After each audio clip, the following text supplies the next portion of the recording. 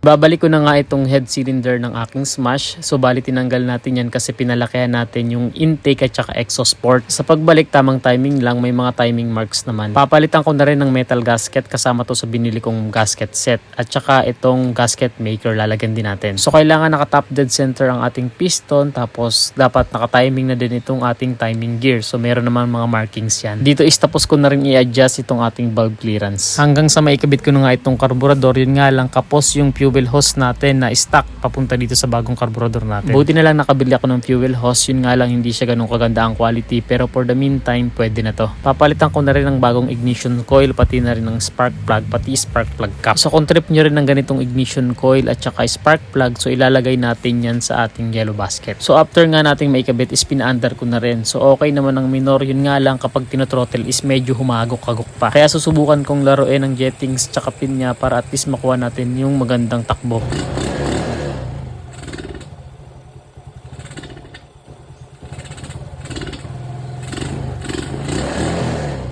So kung pansin nyo, kapag binibigla ko siyang throttle, so humahagok siya. Yun nga lang, wala na akong oras, kaya bukas na lang ulit.